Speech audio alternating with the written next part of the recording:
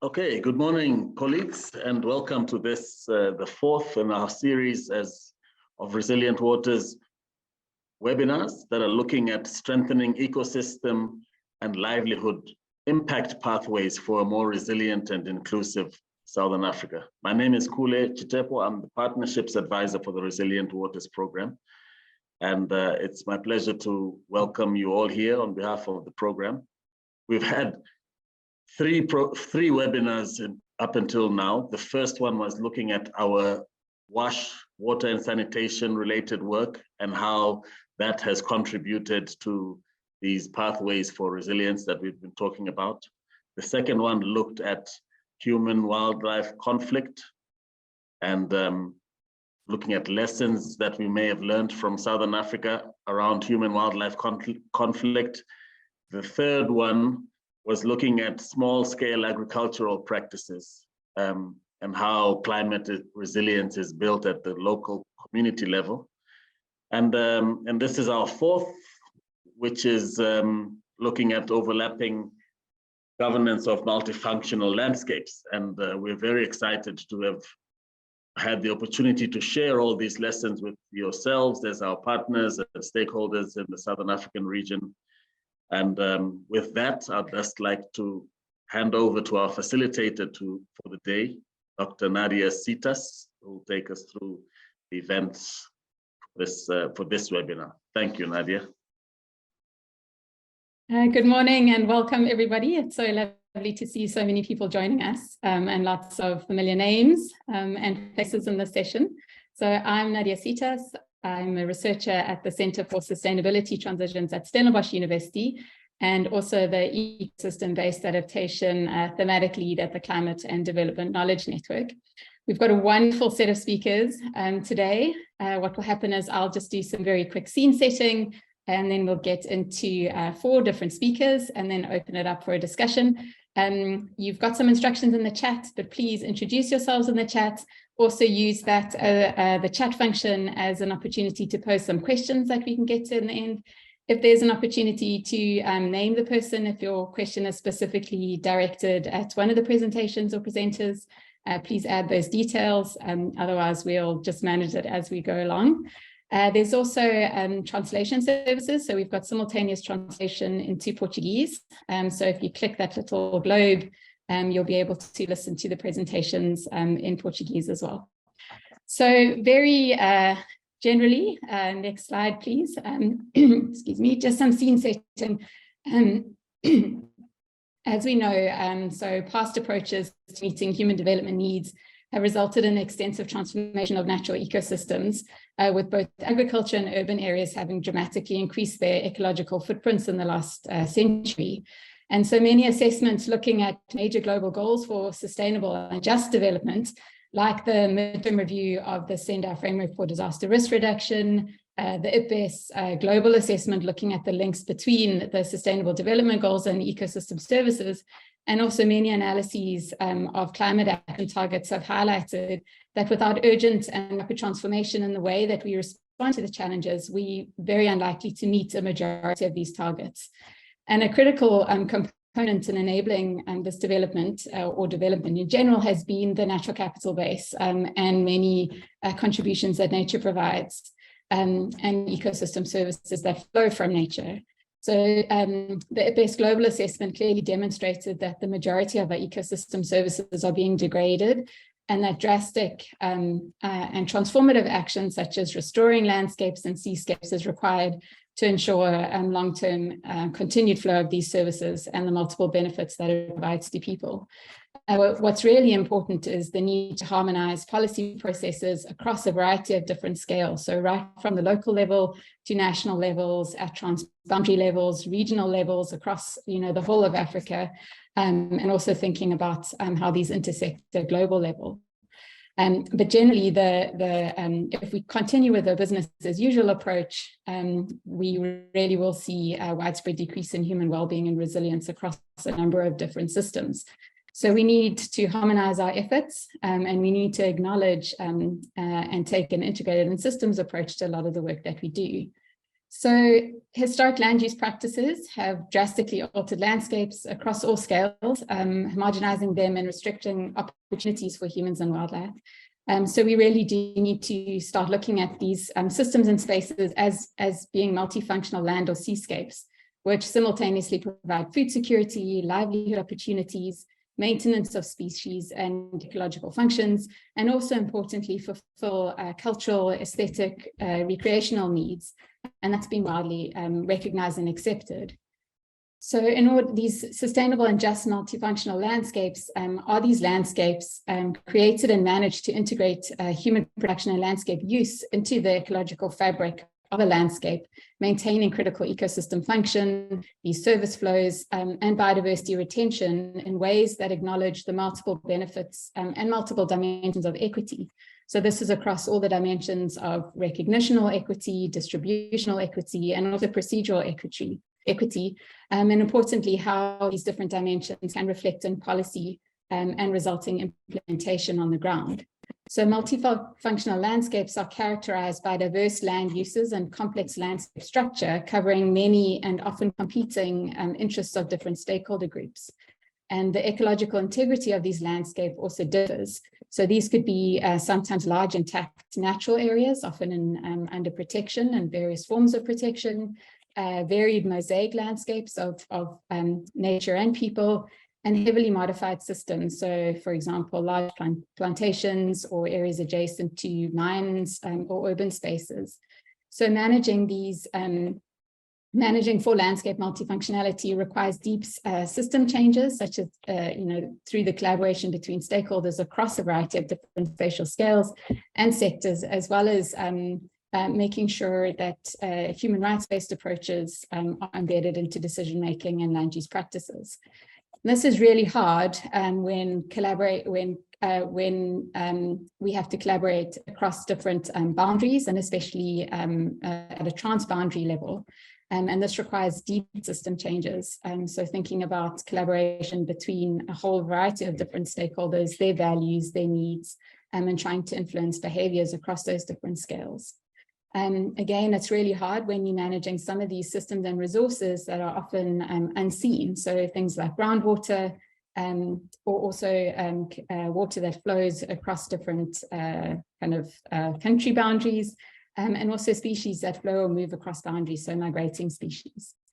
So this is the importance of really thinking and governing. So it's not only, also thinking about how do we govern this complexity. These landscapes, being human constructs, may be defined from the perspective of multiple different people. So whether you're a farmer, a family, a person living in a village, a water management authority, or even at a country level, as the scale increases, goals become broad and perspectives become more divergent as well. So the social structures concerned, as well as the types of ecosystems present, will determine the scale of the landscape and the scope of landscape uses. So whether you are thinking about surface or groundwater systems, or protected or semi-protected areas, agricultural, or these mixed multifunctional landscapes, all provide different options for governance and management. And boundaries between and within these landscapes tend to shift over time, owing to changes in use or changes in policy. So for example, as cultivated agriculture increases in an area, land for conservation or pastoral use will become more limited. So one of the associated governance challenges is to negotiate and resolve land use and boundary changes in the context of this wider landscape, and not to limit deliberation and decision-making about land use conversion to the local level. So how can this be done across scales and mandates? And luckily, some of the speakers will highlight some of the, use some examples to highlight how this could be done. And deciding on what ecological functional components to include in landscapes requires consideration of the uses people require for their livelihoods. So for example, how do people access, will really determine on how the larger the catchment is and whether it's sufficient for meeting the livelihood needs of resource users, or whether they'll require a number of smaller catchments nested within a river basin. And so the governance challenge lies in the need for collaborative deliberation of each decision about a different social ecological component. And this involves bringing together diverse groups within a landscape to agree on what is the landscape within their particular context, and to make decisions that pay attention to the implications for all the direct and indirect users and beneficiaries, and understanding how power dynamics play out in this process. So not only are you governing complexity, these complex, multifunctional different landscapes, but governance is also, there's also complexity of governance. And this is an example taken from Peru, but I'm sure many people will see the relevance to their situation. So if we think about these different landscapes, the government department or directorate that's involved in certain decisions. So whether you are from the agricultural sector, you're a local authority, you're involved in mining and energy decisions, you can see that on the right-hand side, the area of responsibility is also different and varied depending on who the authority is. And lots of people are needed to make these lots of different competing and conflicting, or sometimes synergistic decisions. So decision-making moves is multi-layered, it's multi-sector, it operates at different scales, and there are often multiple and overlapping and competing mandates between different authorities. So how do we bring some of the sector decision-making processes and areas of responsibility closer together?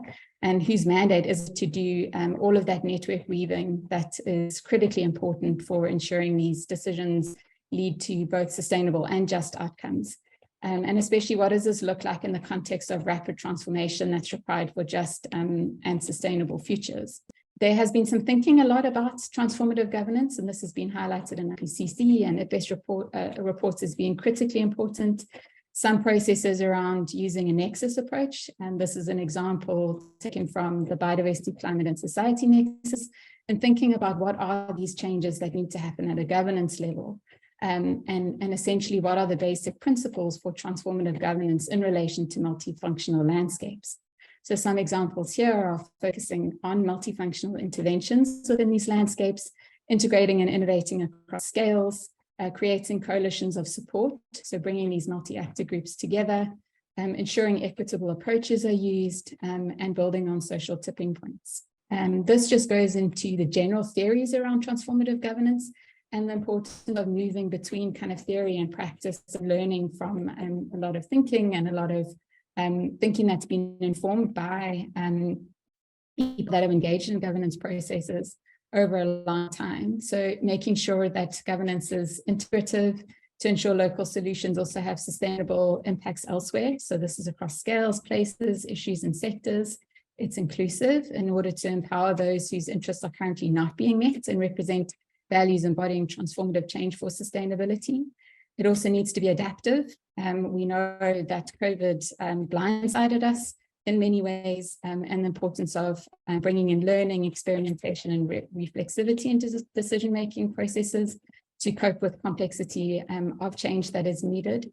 It also needs to be plural, so recognizing different knowledge systems, and really thinking about doing all of these in an integrative approach. More increasingly, governance also needs to be accountable and transparent.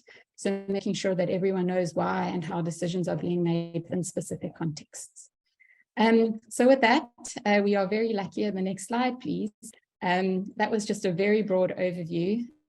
Our next four speakers all embrace elements of transformative governance that have been kind of outlined very, very briefly, and unpack it through a number of case studies to highlight some of the complexities of transboundary governance in multifunctional landscapes, really pulling out examples where it's multi-layered, multi-sectoral, and that they touch on multiple dimensions of equity and human nature values in these different landscapes. And importantly, complexity doesn't mean inaction, and there are many ways to embrace complexity and build governance mechanisms that work for both people and nature, and especially for current and future generations. And so we're really lucky to have a range of speakers that can share some examples of how they've been grappling with this complexity in the work that they do. So moving on to our first speaker, we have Gwinya Muti, who is going to be speaking about the governance in multifunctional landscapes from the experience of the GLTFCA. So next slide, handing straight over to Gwinya, and he can introduce himself and the work that he's been doing. Oh, thank you, Nadia. My name is Gunyai Muti, and I'm the International Coordinator of the Great Limpopo Trans-Frontier Conservation Area. I'll be happy to share lessons that have been learned within the context of the GLTFCA. So our presentation today is on the Great Limpopo Trans-Frontier Conservation Area, reflecting on overlapping governance and multifunctional landscapes. So I'll give you a bit of context, a bit of background in terms of the governance, how the GLTFCA has been formalized. The GLTFCA is formalized through a treaty that was signed between the three partner states, which is Mozambique, South Africa, and Zimbabwe. Initially, it was a phased approach where we concentrated mainly on the development of the core area, which were the core parks within the GLTP, and then it evolved over time into the development of a broader area, which also added a lot of private land, community land, also protected areas under the government. And it evolved into the development of a broader area called the Great Limpopo Trans-Frontier Conservation Area, which increased the area to about 100,000 square kilometers. The current institutional arrangements right at the top policy decision-making, we have what is called the Ministerial Committee, which is represented by the ministers who are responsible for environment in each of the partner states.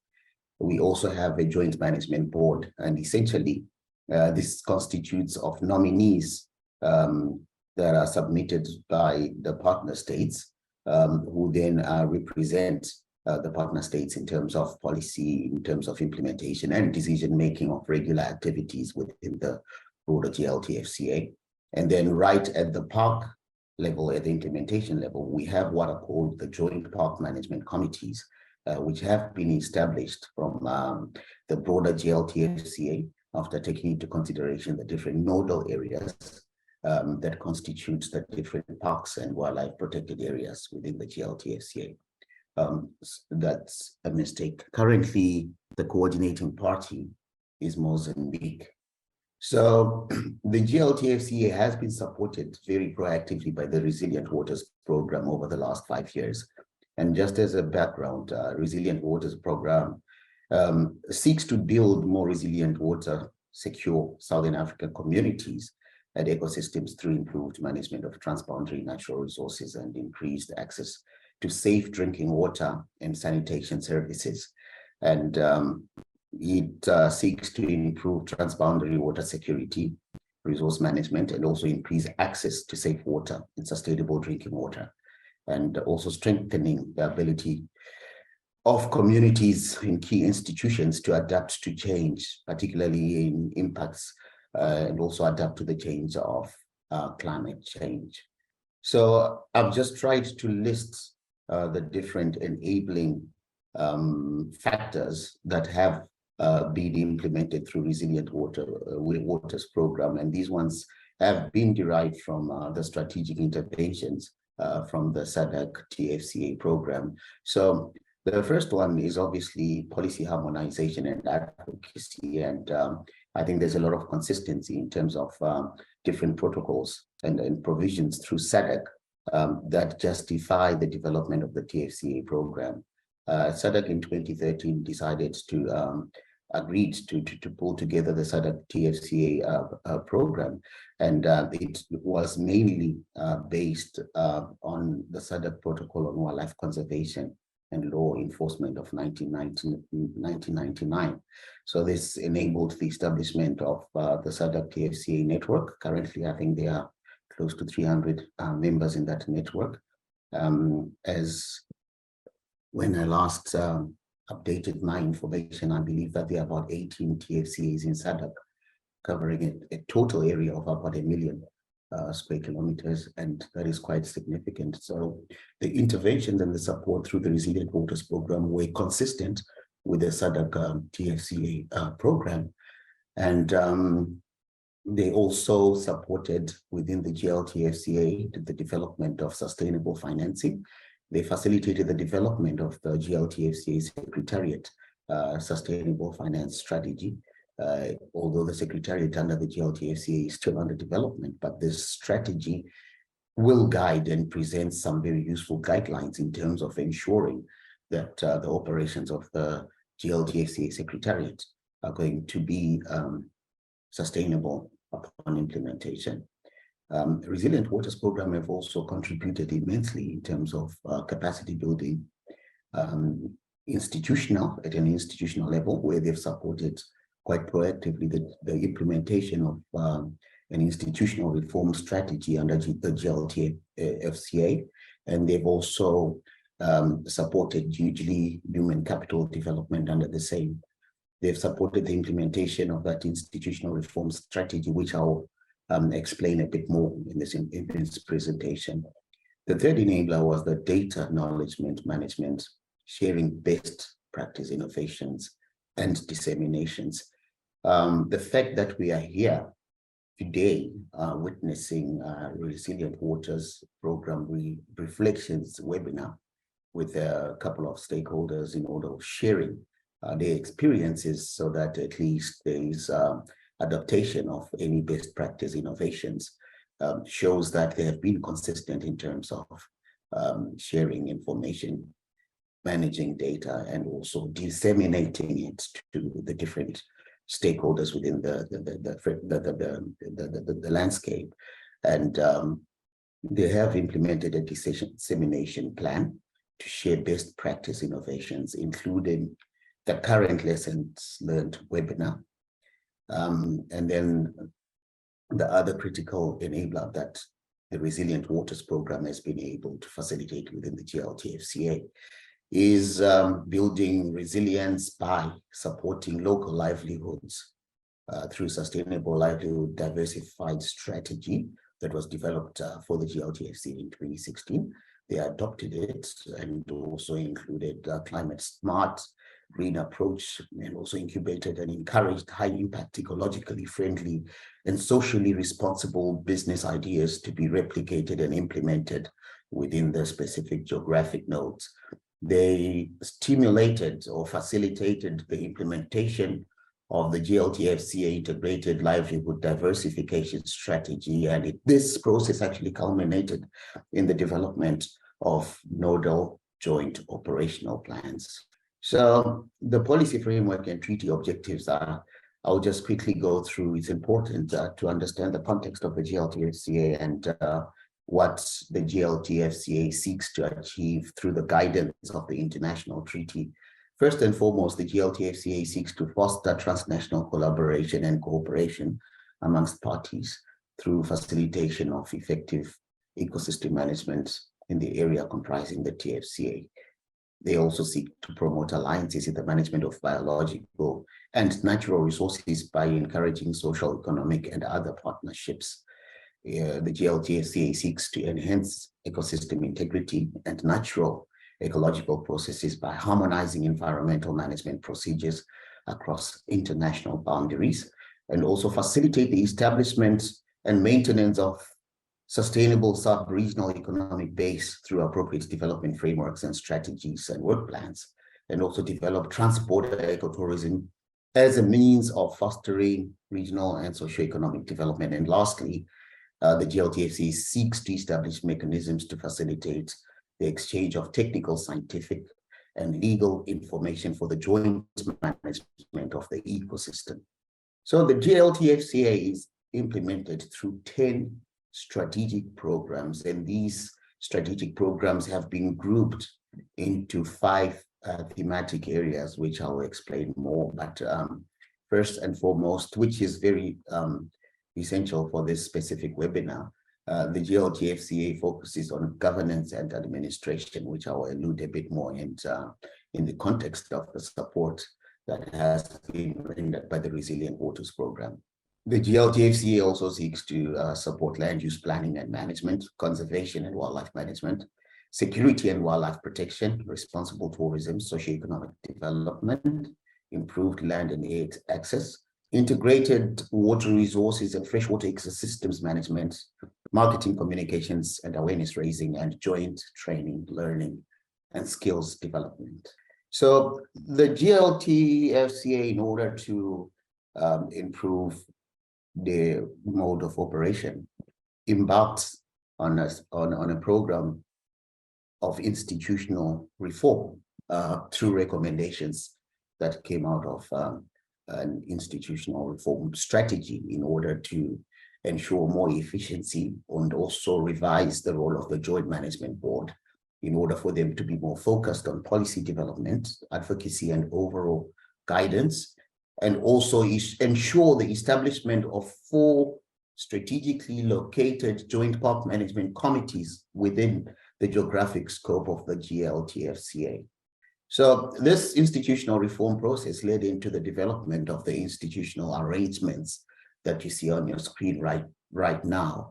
And right at the top, as I've already mentioned, we have the ministerial committee, which constitutes of the relevant ministers in each of the partner states who are responsible for the environment.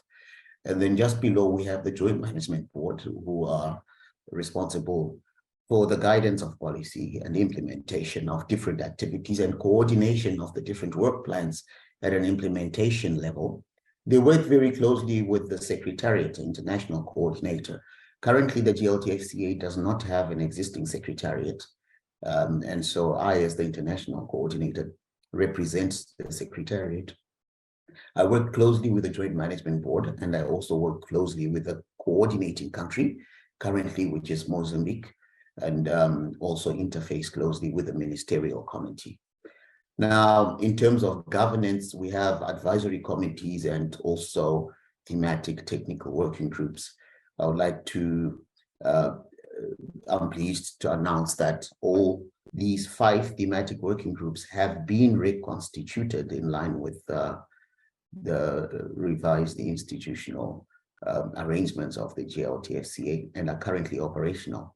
And the 5 thematic working groups, which consist of the Conservation and Wildlife Management Working Group, the Security and Wildlife Protection Working Group, Tourism and Wildlife Economy, Community and Livelihoods, and Human-Wildlife Conflict. The 5 working groups, which have consolidated the 10 thematic programs into 5 thematic areas, give and render technical advice to the Joint Management Board, and they also render that technical advice at a grassroots level to the Joint Park Management Committees, which helps to ensure sustainability in terms of that. We also have a Partners Forum, which is a collaborative institution which has all the partners that are involved in supporting initiatives within the GLTFCA, and it facilitates a coordinated approach for the allocation of resources to the different thematic areas. So there's been quite a lot of governance documentation that helps to support the different joint plans under the GLTFCA, and this documentation has been established in line and complementary to the 10 thematic programs. We have an awareness brochure that is translated also in Portuguese. We've also got joint safety and security plans for Greater Labombo and Kruger National Park at an upper level and a lower level plan. We also have, as I've already explained, Secretariat's sustainable financing strategy. We've got an integrated livelihoods diversification strategy. We also have a wildlife poisoning baseline study that was finalized, and key findings were developed into a user-friendly document in English and Portuguese that can be used for implementation in the different landscapes. Under governance, we've also got for the joint resources like the elephant, we've got an elephant management framework. We've also got a transboundary tourism development strategy, which is under finalization, still a draft subject to approval of the Joint Management Board. We've also got a GLTFCA freshwater resources management strategy, including a memorandum of understanding with a partner body, LIMCOM, which is also a draft subject to the approval of the Joint Park Management Committee of the Joint Management Board. We've also got signage guidelines, which is also at a draft level, and also a conservation development joint operational plan for the Pafuri Sengwe Joint Park Management Committee. So as far as the joint management for the freshwater management strategy, as I already explained, this was an intervention by the Resilient Waters Program. The idea was to elevate the GLTFCA as a key institution engaged in and also constituted in resilient transboundary management of freshwater resources, working very closely with the institution, LIMCOM. And the idea of the freshwater management strategy is to increase capacity for adaptive management of rivers and freshwater ecosystems across the frontier, whilst also contributing to international targets in terms of the environment towards sustainable development goals. Thank you. Thank you so much, Gunya, for sharing the story of a very complex institution. Just to let everyone know, those that have joined when the speakers had already started, all of the webinars are being recorded, and we will make all of those recordings available on the Resilience, South African Resilience Hub website. Everyone that's registered will send some more information on that. We're also very lucky to have some graphic harvesters on the call who are listening intently to the speakers. And so if you don't feel like listening to a whole webinar, there'll be some images that are available. So Nick Walsh will be creating some just very snapshot images summarizing a lot of the information. It's a lovely way to engage with the content in a different way. So moving to our next speaker, we've got Dr. Eddie Riddell, who will be speaking about the complexities of freshwater governance in the Limpopo River Basin. So over to you, Eddie. Thanks very much, Nadia. So just by way of introduction while the slides load up, I'm Eddie Riddell. I'm working for the Global Water Partnership, Southern Africa, as the regional coordinator for the Limpopo GEF7 International Waters Program. But up until very recently, working within the Great Limpopo TFCA within Sandparks, as coordinating the freshwater team in Sandparks. So I'm going to be giving a bit of an overview presentation in terms of how we see or how we've experienced the relative alignment between these transboundary institutions, namely the GLTFCA and also the regional river basin organizations, particularly LIMCOM. Through a series of examples, as which Gunya alluded to.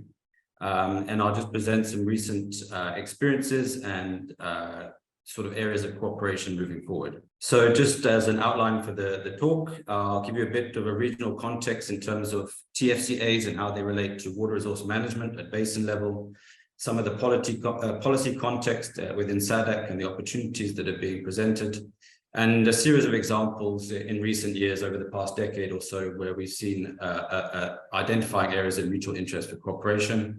And then just looking forward in terms of particularly the work that Resilient Waters and other international cooperating partners have provided in the region, and how we expect to develop this mutually beneficial cooperation over the next few years. So this is a map of Southern Africa, or the Southern African Development Community, and it's a really neat map in the sense that it presents the majority of the transfrontier conservation areas, that light green areas, along with the river basin, the transboundary river basins, so the areas delineated in blue, as well as the transboundary aquifers, those areas in light blue. So what's already quite neat from this map is it already shows you there's quite a big overlay in terms of these natural assets that these transboundary institutions are managing.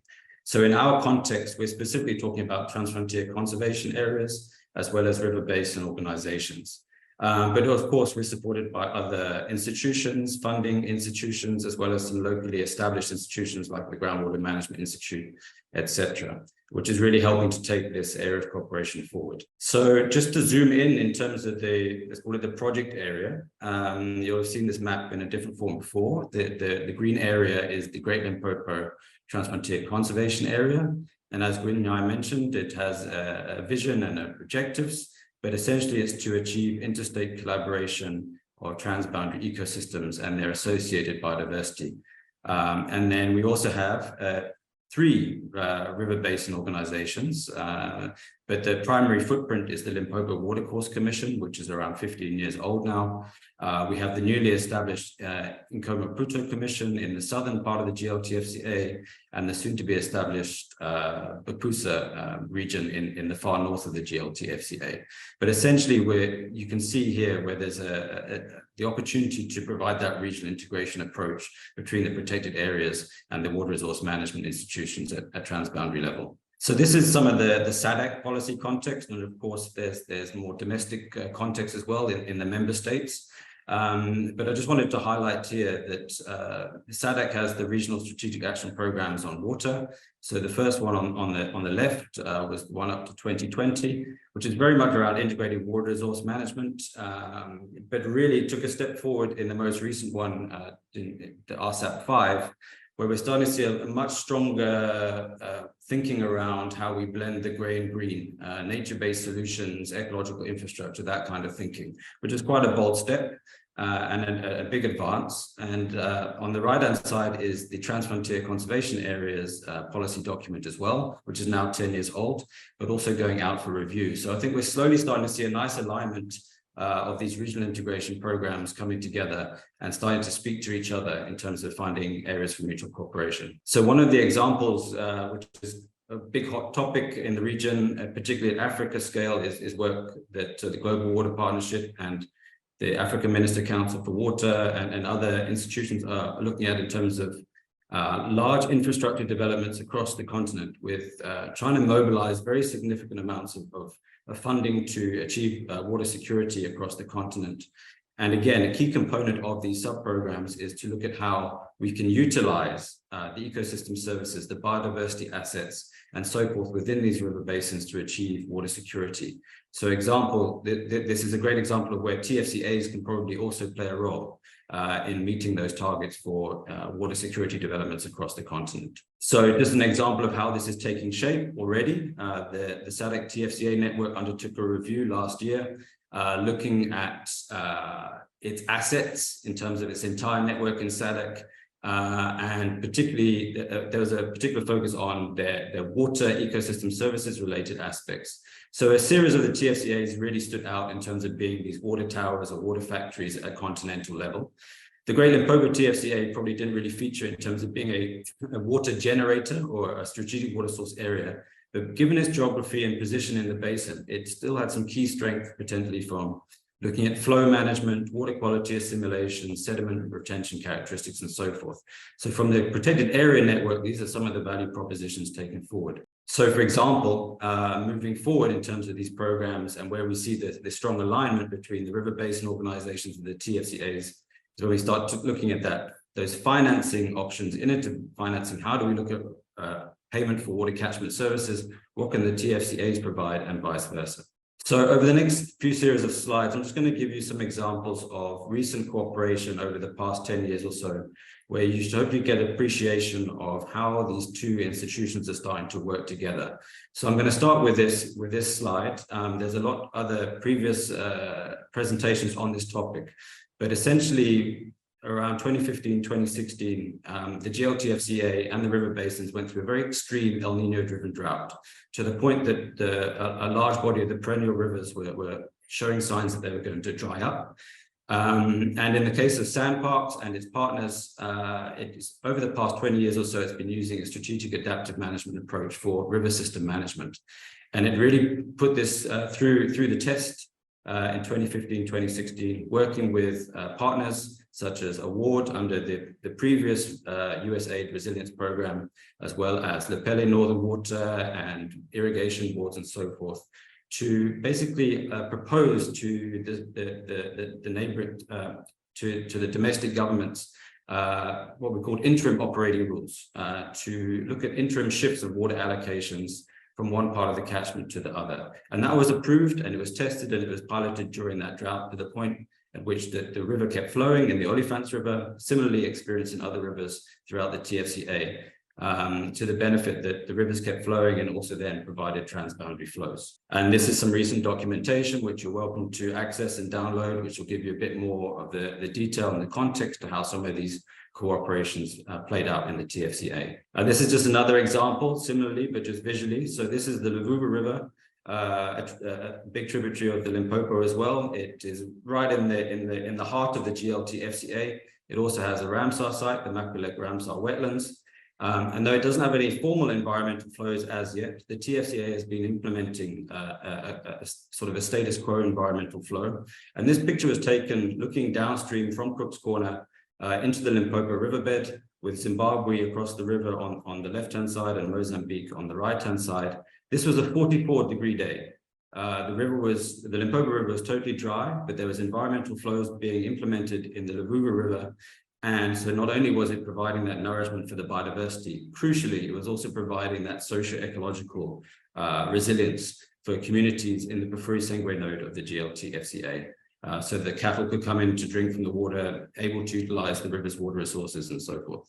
So other examples, and some of the listeners may be familiar with the issue around the crocodile deaths in the Olifants River, which is the largest tributary of the Limpopo River. The Pansiertitis outbreak has been well documented. It happened around 2008, 2009, with about 500 crocodiles dying in a very deep lentic habitat of the Olifants River Gorge. But more recently, sort of post-drought experiences where we're seeing this eutrophication of the water body in the river system itself, indicated by these black water events, the dieback of filamentous algae, and in some cases a collapse of the aquatic food chain. As you can see, there's an emaciated crocodile here on the right-hand side.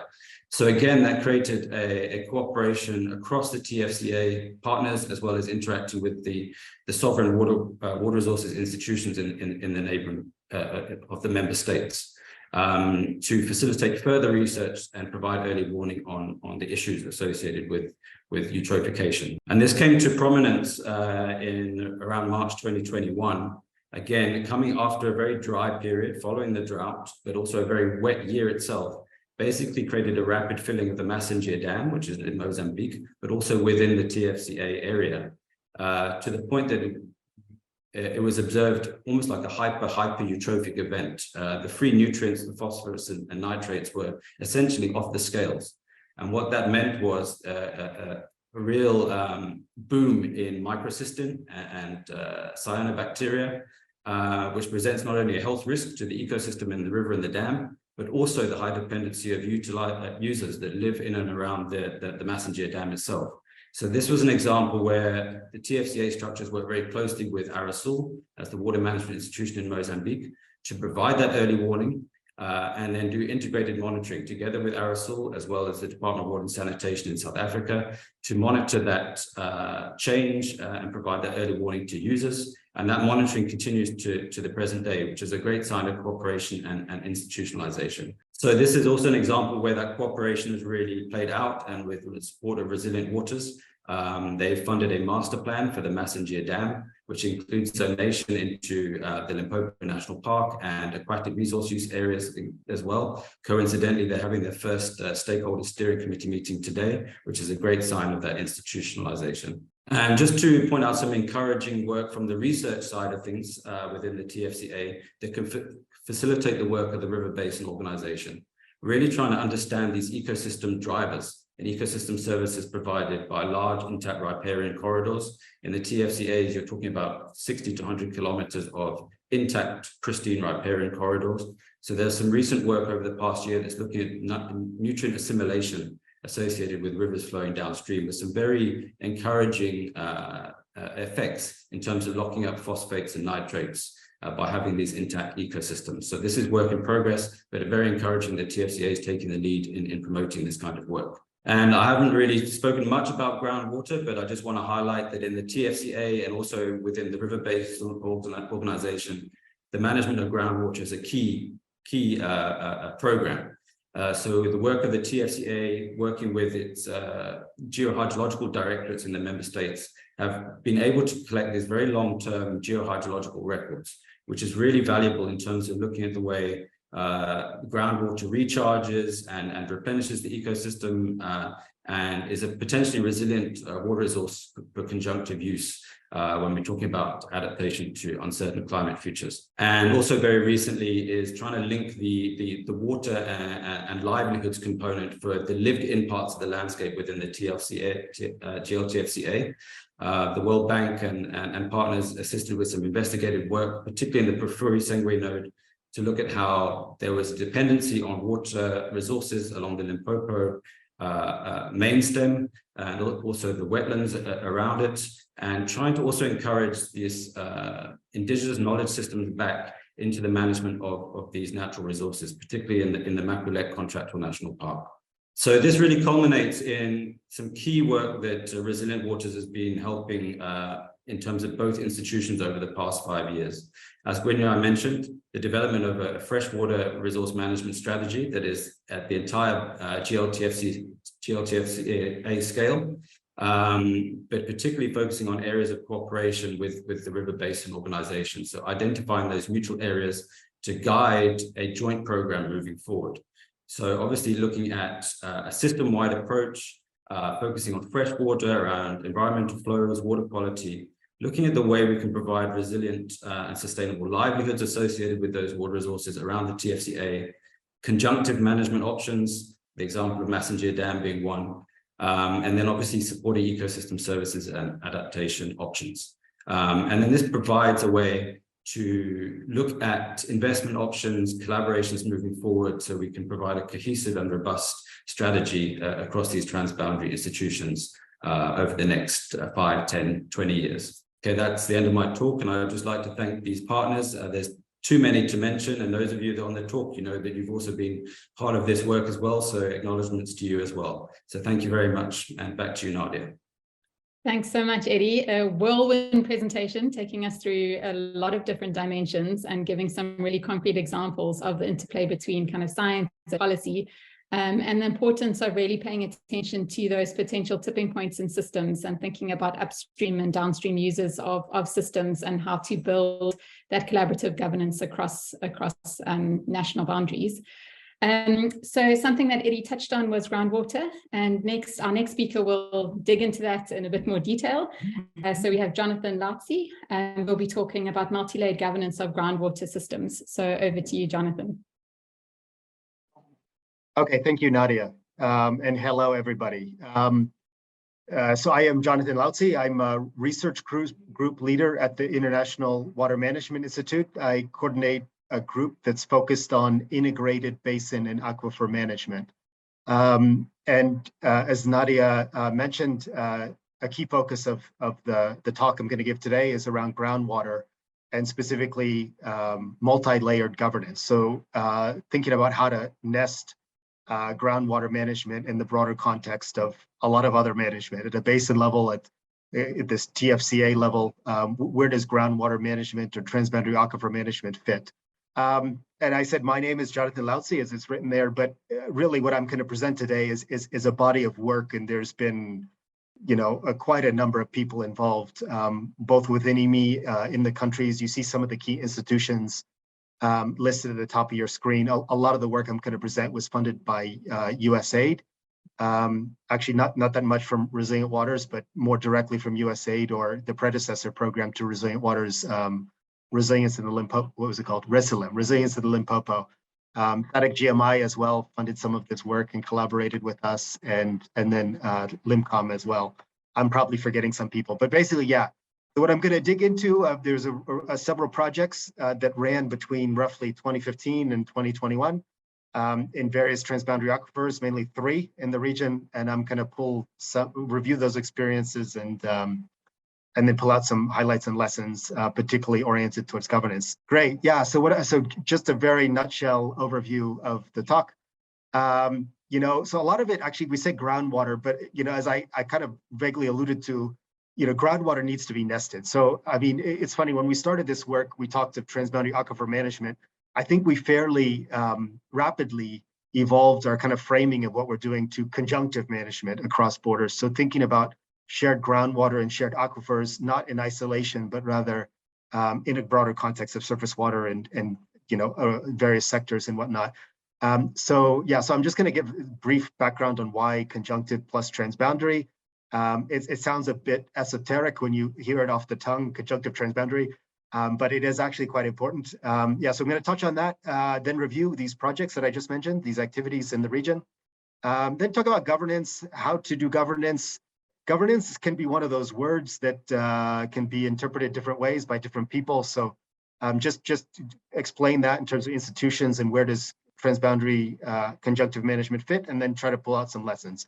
A lot of our work, you see a website there at the bottom of your screen. You preempted me. There's a website at the bottom of our screen. If people are interested to learn more, go down there. We have a load of resources available. Yeah, great. So why this? Why are we doing this? So very briefly, a lot of us are very familiar with these sort of narratives, but basically in a lot of sub-Saharan Africa, there's low per capita water use, there's low water storage to buffer communities, countries, basins from erratic rains, and that leads to food insecurity. So in terms of the conventional recipes for what you do, in terms of strengthening water resource management to respond to this, the word you hear a lot is systems approaches. And I mean, everybody loves these words, systems approaches, but what do we mean by that? So some of what we mean by that is listed there. So oftentimes when you talk of systems, that means kind of adopting basin boundaries. So if you look in Google IWM, you'll find we need to adopt basin level approaches. Equally when it comes to groundwater, that means using, aquifer level approaches, and then also it means thinking across them, as I said earlier. So thinking about conjunctive approaches. And then increasingly, there's recognition that a lot of these basin or aquifer boundaries cross borders, so that we need to start thinking about how to manage these things together, but then also across borders. And then in that context, we need to store water, which we're increasingly thinking of in broader terms. So historically, this was more gray infrastructure related, as you see in the bottom right corner there. We're kind of broadening our lens on this to acknowledge that, a lot of other things we didn't used to acknowledge as part of water storage continuums, like soil and ground, basically contain water that can be used to store water as well. Yeah, so what is conjunctive? I'm throwing this word around I just thought I'd hit it on the head. So basically, conjunctive management is the integrated management of surface and groundwater. And effectively, when you're talking about adopting water boundaries, that means integrated management of basin and aquifers. Why? So this helps with source diversification. You can improve resilience this way.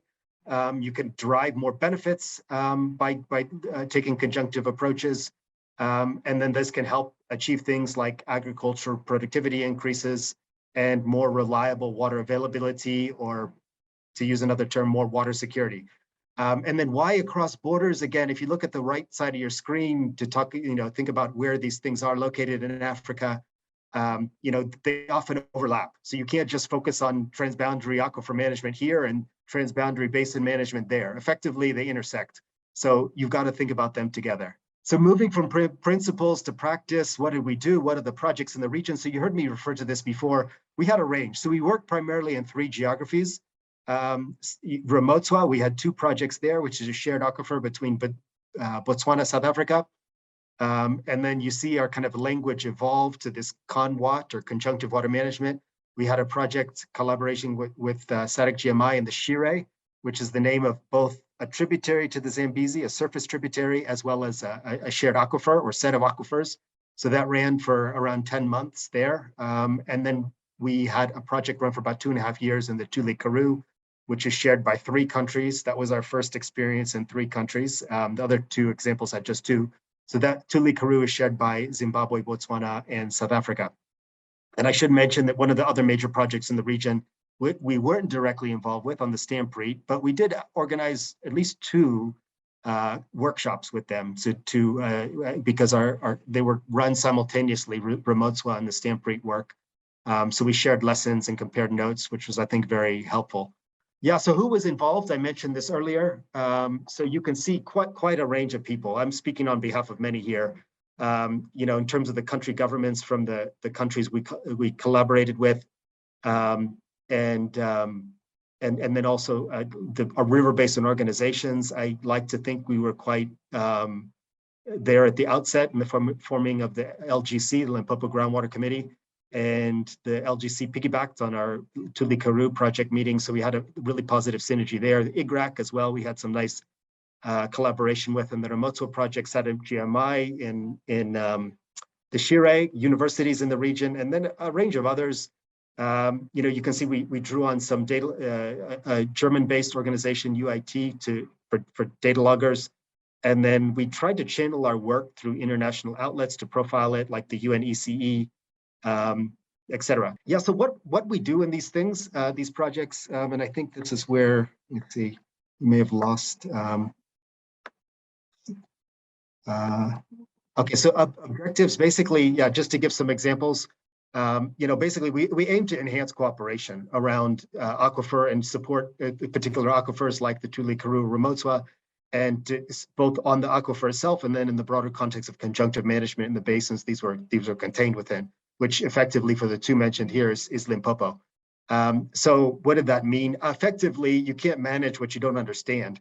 So a lot of it really was around collecting data, integrating data to develop an integrated picture of these aquifer systems. Yeah, and then basically, so key activities to give you more kind of nuts and bolts or practical sense of what the sort of work we did.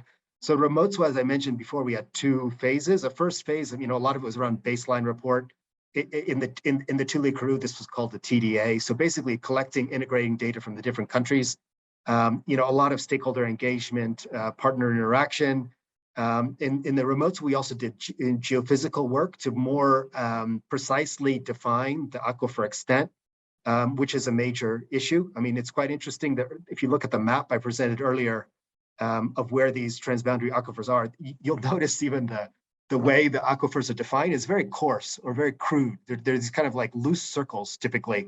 And then there's a need to come up with a far more precise, definition or delineation of where these things are and where their extents are. So then the Remotes, we actually did some good work on that, and we have a more precise outline of the aquifer. And then basically in the Remotes, we took towards the end of the first phase, we took first steps towards the Joint Strategic Action Plan, which we finished in our second phase. We followed a lot of the same processes in Tule Karoo. Basically, we also pursued ag water solutions to do things like rolling out wetting front detectors, because in both of these shared aquifer systems, there was irrigation schemes, and then water is scarce and seasonal. So there was a need to stretch limited water farther. So we kind of explored ways to do that. Equally in Tule Karoo, we did a MAR suitability assessment, and we did that in Remotes also. So MAR is managed aquifer recharge. So there's a need to understand how can we kind of increase infiltration on some of the seasonal flows to help support some of the processes I think Eddie was outlining earlier in terms of supporting ecosystem services. And then kind of one of the more novel things we did in the Tule Karoo, which was largely after Remotswa in terms of chronology, was we did this, we rolled out monitoring. So we did this data logger installation. We designed basically a monitoring network and then identified strategic sites where we could install data loggers. And then we went ahead and did it. And then data was transported to an integrated or transmitted to an integrated platform. So that's one of the additional things we did in Tule Karoo to add to the knowledge base. Rather than just integrating across countries, which is also a valid step. Yeah, so what? Here we go. I just ran through all these specifics. Is this a big deal? Is it really that important? So we like to think it is. So we think, again, this is a key foundation for joint management. It's kind of understanding what you're dealing with, formulating an integrated data set, analyzing, synthesizing information across countries to develop a holistic picture of the aquifer, to develop a kind of a conceptual model that integrates both or all three countries in the case of Tule Karoo. Certainly, we think that's important to begin to identify some key aspects of those aquifers like extent, connectivity, productivity, MAR potential. We feel this helped lay a key basis for joint management. We tested proof of concepts on things like wetting front detectors, as I mentioned earlier. And then there was extensive stakeholder engagement, by which I mean, say, twice a year engagement with stakeholders from 2 or 3 countries, depending on the shared system we worked. And then we engaged with some of the product outputs that we did in those projects. And then the strategic action plans we believe helped support convergence, if not consensus, in terms of priority ways forward, in terms of joint planning and management of these shared systems. So that's why we think it was quite important. Yeah, so what about governance? I know that was effectively the centerpiece of what I was asked to talk about today. What happened on that front?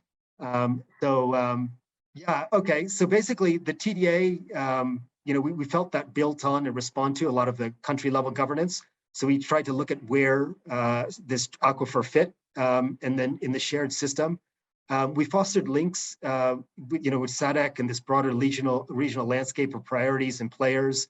We had a good linkage with SADC GMI in the Remotswa. During the course of the Remotswa project, I don't think SADC GMI was really fully up and running, but in the context of Tule Karoo and then Shire, certainly there was good engagement there. Equally, there was good nesting of the work in the Tule Karoo in the context of the Limpopo Watercourse Commission through this LGC. As I said earlier, generally the LGC meetings were synchronized with the Tule Karoo meetings, the last of which we had, I think, in June of 2021. I said it's not clear the extent to which the LGC, I'd be curious about that, if the extent it's continued after the Tule Karoo work. We certainly hope it has. And then there's ongoing channeling of project and findings through LIMCOM and the LGC. There was presentations made at various points to the LGC. Yeah, okay. And then basically what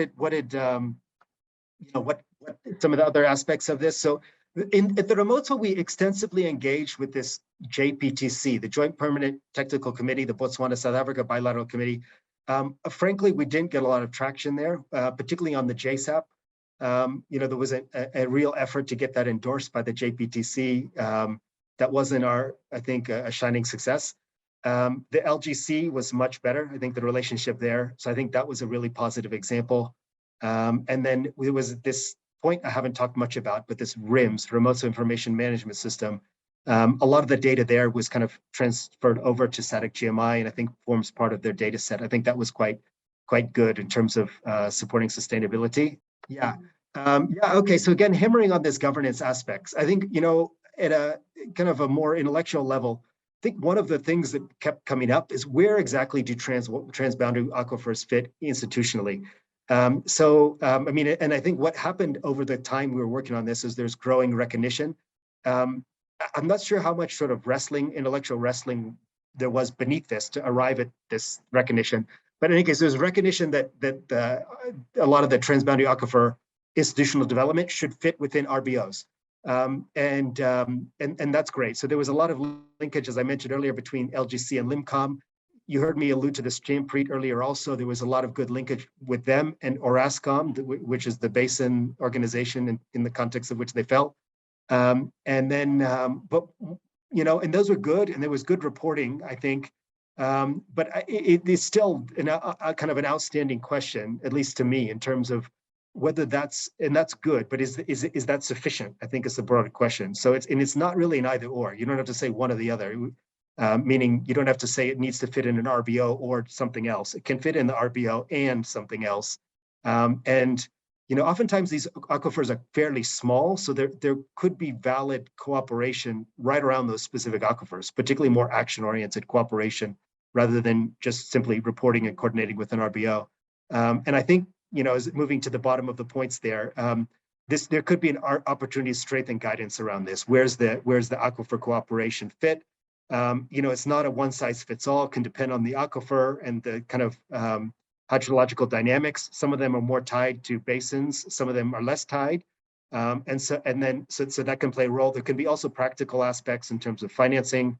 And then you also, for practical purposes, the strength of an RBO and the ability of an RBO to really effectively cover and drive progress in an aquifer. I think that could be considered as well. And I think this is my final slide. Yeah, some final thoughts. So basically, summing up, I think I reviewed a body of work that was reflected some of the positive initial steps towards cooperation in this Southern African region. There were a range of activities, so no project was exactly the same. We drew on a lot of the same components across projects, but we also drew on some different ones. We like to think that can be kind of a pool of tools and components that can be used going forward. Data collection was a major exercise, just figuring out what's happening in these aquifers, even just kind of compiling existing data. That can take a lot of time. And it should be budgeted for. Budgeted just in time, just acknowledge it rather than racing too far ahead. Then, as I said earlier on the last slide, I think there's a key opportunity to strengthen guidance around where exactly institutionally or from a governance perspective, aquifers fit and how they, coordinate with one thing versus another, RBO versus country. One of the interesting things in Remotswa, I'm sorry if I'm going over, is actually, despite the fact that it was transboundary, a lot of the activities could have been undertaken at a national level.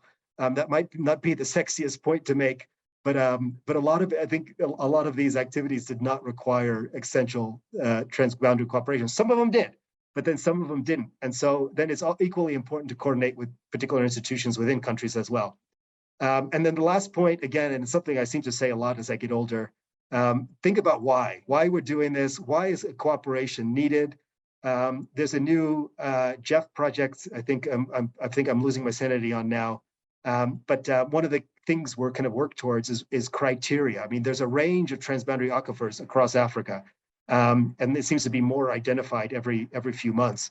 But then there's cooperation in only a few. So as we kind of roll out efforts and investment across more than just that few, I think we need to be strategic in this, and we need to think about why. Do all really need them? I mean, it's always nice to say every shared basin, every shared aquifer needs cooperation, but you know, in terms of resource efficiency, I think we also need to be strategic on this. And so criteria could help guide us towards the ones that need it most, and maybe help motivate investment in those that are highest priority first. Great, thank you. I think that's my final slide. Just, I think I have a thank you slide at the end, and I apologize if I drifted over. My colleague Patience, I think, is up next, and I think she'll talk about TFCAs in CASA, the CASA TFCA and linkages to the Zambezi. So back to you, Nadia, and then over to Patience. Thank you. Thanks, everybody. Thanks so much, Jonathan, and thanks also for taking my job away of introducing the next speaker. But that was a great presentation outlining and just giving us a bit more detail and understand of some of the concepts we kind of throw around, and really giving us some concrete examples of how they play out in practice and the challenges of managing a very difficult resource. So first in understanding it, monitoring it, and then managing a resource that we often don't see. So handing straight over to Patience, and she'll introduce herself. Thank you, Nadia, and good afternoon, everyone. Just 10 minutes after midday. My name is Patience Mkuya. I'm a researcher here at the International Water Management Institute. Today, I'm just going to talk to you about a project that we've recently finished implementing in the CASA TFCA. I'll also be presenting on behalf of a number of colleagues who were part of this project, which ran from 2021 and ended recently in February 2023. My presentation will basically be reflecting on the overlapping governance that we find within the CASA, some of the areas of challenges that we found, and areas for synergies as well that we found. So what we basically did was to carry out a gap analysis of what is there and what needs to be there, and how can we get to where we want to get in terms of having a more streamlined governance structure for groundwater management. So the CASA TFCA is a very large transfrontier conservation area, if not the largest in the world, and it covers about over 500,000 square kilometers. It's a multifunctional landscape with water systems, extensive biodiversity. A lot of players here, from water supply to mining, industry, small-scale farmers, commercial agriculture. There's a lot that goes on in this landscape in terms of socioeconomic activities, as well as supporting biodiversity and conservation activities as well. So it's shared among those 5 countries.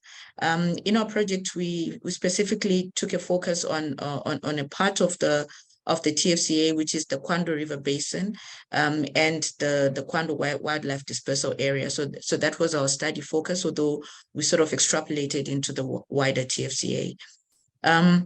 So the challenges within this context that we found, and that sort of led to the development of the project, was the fact that there's growing water scarcity in the region, and with climate change and projections of increased temperatures and droughts, it was necessary for us to find how groundwater can actually address some of those problems, and also how groundwater can alleviate the human and wildlife sort of conflicts that were happening between the wildlife and the human populations within the CASA TFCA. So to take us to the final point where we developed a groundwater management framework, there were a number of supporting studies that were carried out.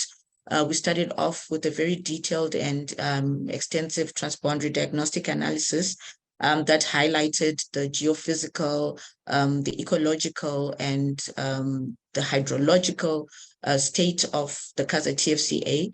So we sort of analyzed what was there on the ground, how are the hydrological interactions happening, how much water is available, what are the key challenges that we're finding on the ground. There was also some policy analysis within the TDA. So trying to find out what is the policy environment that supports groundwater management within the CASA. We also carried out a hotspot mapping, which was a study that wanted to find out where groundwater could be best developed. And we found out that there were areas that were more conducive for groundwater development as opposed to others. And part of that was because some of the a large chunk of the TFCA is actually water scarce, and it's going to be vulnerable to water scarcity in the future. About 65% of the CASA TFCA was seen to be vulnerable to water scarcity, so both surface and groundwater. One challenge also that we saw was that there were groundwater quality challenges. Some of the groundwater was not exactly usable for domestic use, for example, due to contamination with arsenic and some other heavy metals. So we carried out some monitoring and testing for some of the groundwater in our specific study area, just to see what the potential for remediation or how we can address groundwater quality challenges would be.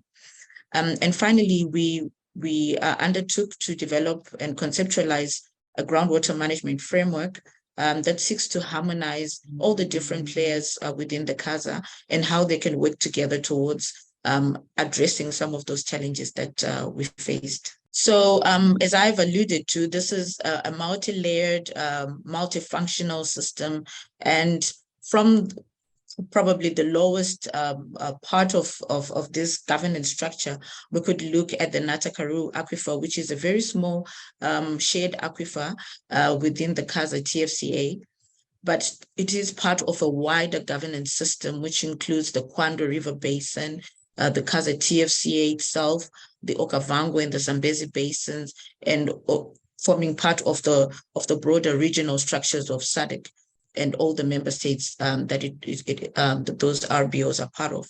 So we found that in all this multi-layered system, there were a number of gaps that we saw in terms of the coherence, the coordination of the structures that are available for conservation and for groundwater management. So we analyzed all of those and tried to come up with specific interventions that would, at least at each level, bring out better coordination, better leveraging of synergies across the number of structures that are available at regional, transboundary, and even national and local scales. So the objective of developing this management framework was to highlight those specific management aspects that are critical to TFCA, such as the human-wildlife conflict that I mentioned, the groundwater-dependent ecosystems that depend on groundwater and draw tourists. We're looking at wetlands. There are a number of Ramsar sites within the CASA TFCA which draw tourists and are a source of it's a socioeconomic activity that defines the CASA TFCA. So we wanted to make sure that we highlight those specific activities and bring them out within the groundwater management framework so that we address them from a groundwater perspective. And to bring enhanced focus to groundwater management was one of our key areas as well. We noticed that at each governance level, there could have been some areas of lack or gaps in terms of explicitly addressing groundwater. So we then proposed that policy and institutional framework that would better coordinate groundwater management within the TFCA. So this is just a snapshot of the interventions that we developed, a summary really of some of the key areas that we thought would be of importance within the CASA TFCA. The first one at regional level, we found that conjunctive use, as Jonathan mentioned, is quite an important element of managing surface and groundwater together. But we found that direction at that regional level is lacking, and there's probably a need to have a more defined protocol for conjunctive use at that level, which will filter down into national policy documents as well. Really, how to do conjunctive management at the local scale would be an important tool to have starting at that regional level. At the TFCA level, seeing the synergies that exist within the RAMSA sides, the RBOs and the TFCA structures, there's need for a tripartite arrangement that at least allows for cross collaboration, discussion across all the key areas of key strategic water sources that might need protection, for example, through giving them a RAMSA site accreditation. Would that be able to protect some recharge points, for example? So we're looking at that, having that tripartite arrangement that can allow both the conservation, the water management areas to come together and have a holistic look at how groundwater can better be managed and protected. Similarly, at the same level, we're looking at freshwater working groups that are part of the CASA TFCA Secretariat. And also on the RBO side, we have technical committees that can come together and talk about water issues. For example, as Eddie highlighted, there's some concrete management actions that can be discussed at that level. Implementing e-flows, for example, how does that look like at a practical level within the CASA TFCA? At the national level, we're looking at park management level, looking at more detailed groundwater management planning. Can we have more monitoring of groundwater within park management with the plans that they develop? Can they also include areas for monitoring groundwater and sort of feed into the overall groundwater availability studies that will be taking place within the landscape, and so inform the overall groundwater development and management?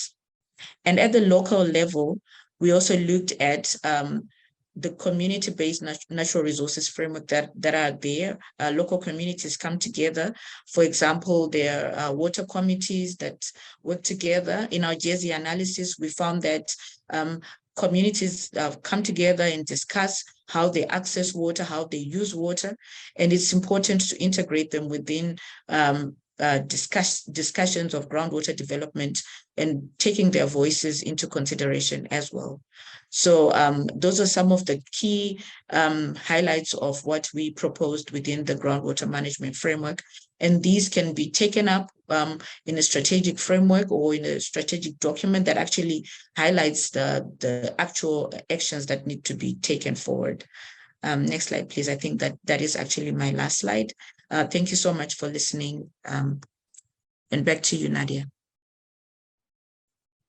Thank you so much, Patience, and thank you to all the speakers. A lot to digest and kind of think about, but luckily the session is being recorded, and we'll share all of the recordings on the Southern African Resilience Hub site, which I posted in the chat, but we can post that again. We're moving now to the panel discussion. We don't have a lot of time, but I see there is somebody that has posted in the chat, Elle, who has a question. So please go ahead and unmute yourself and ask your question. Oh, hi, Nadia. It's Erica from the Sustainable Life Project. How are you? It's basically absolutely amazing. I'm so pleased to have heard all those presentations. Missed the first one a bit. My question is this, and maybe it can be answered later by the panel.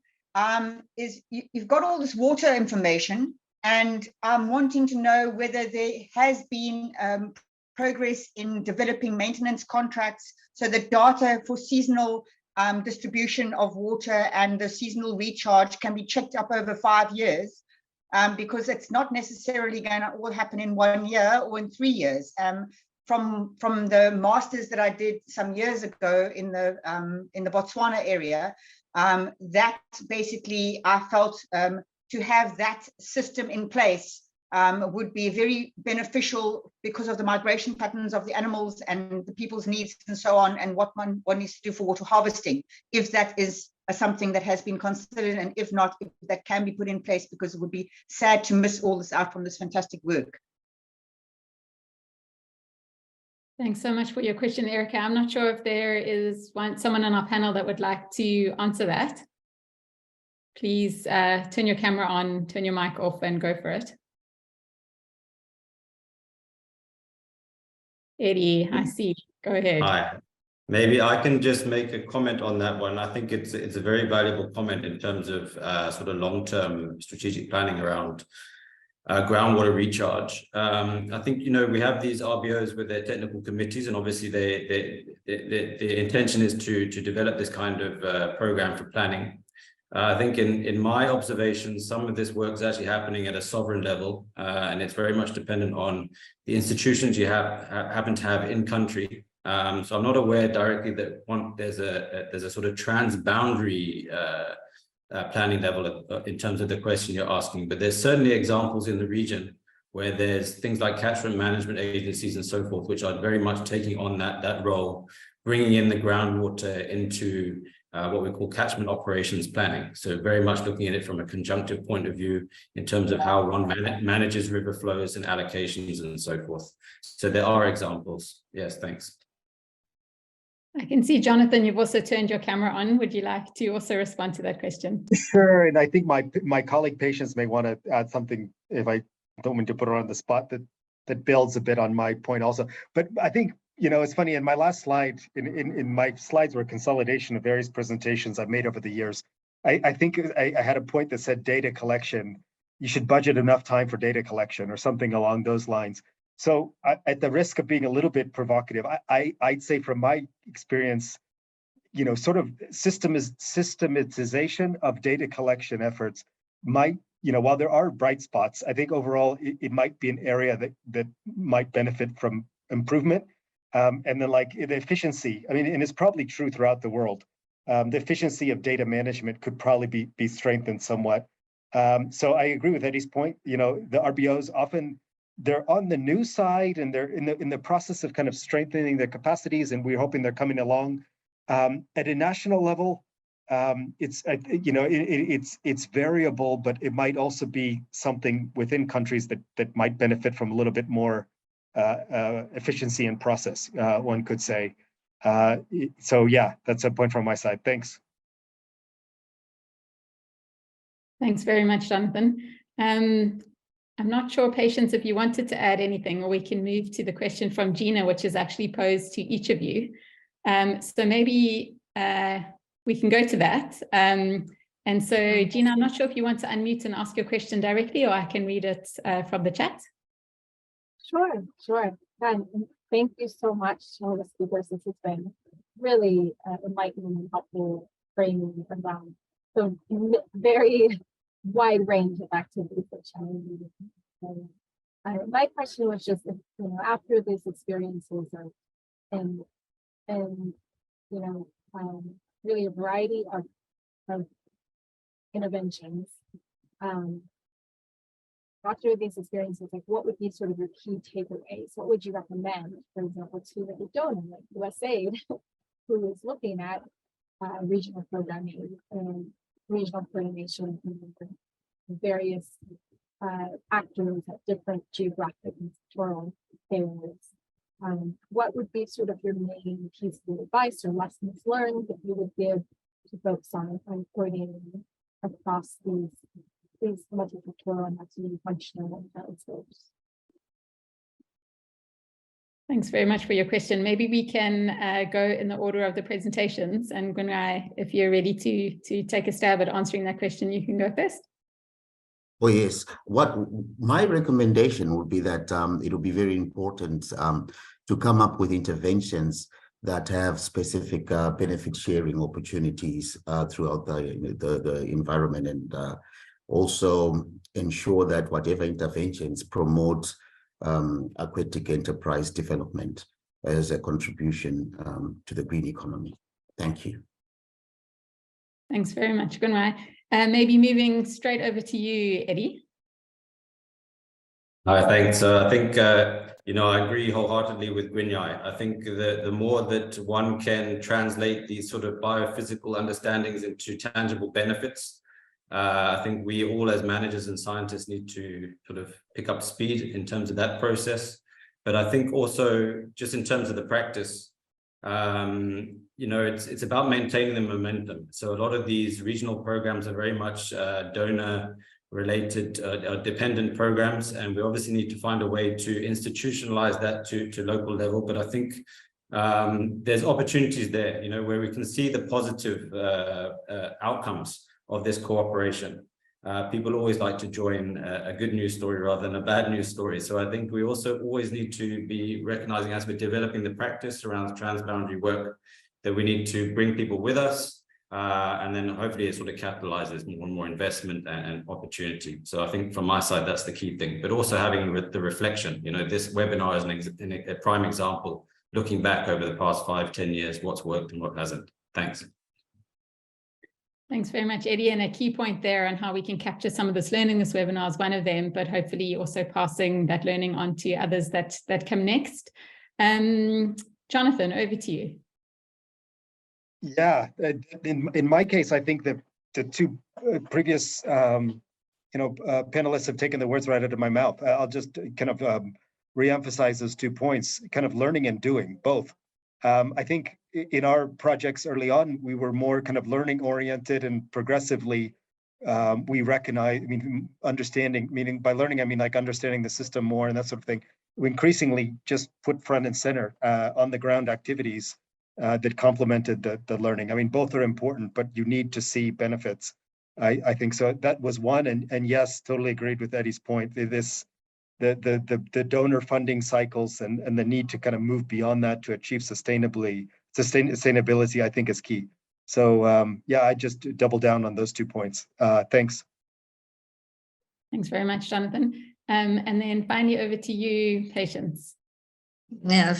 Thanks. I'm not sure if I have anything new to add after all those great insights, but just to add and re-emphasize a point that Eddie made, that we need to take them on the journey with us. So communicating the project clearly from the start to the finish, engaging them where it matters, and making sure that you integrate their thinking into the whole design of the project and the outcomes, so that there's a real sense of understanding and owning of the products that comes out of whatever research effort would have gone on. Thanks, Nadia. Thanks very much to all of our speakers. Unfortunately, we have run out of time. We're trying to make sure that we do keep to time.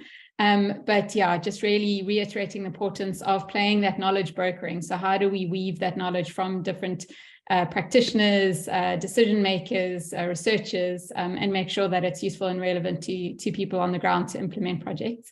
So thank you very much for listening. I'm going to hand over to Kule now, who will just give some parting words and some information on the next webinar that we have.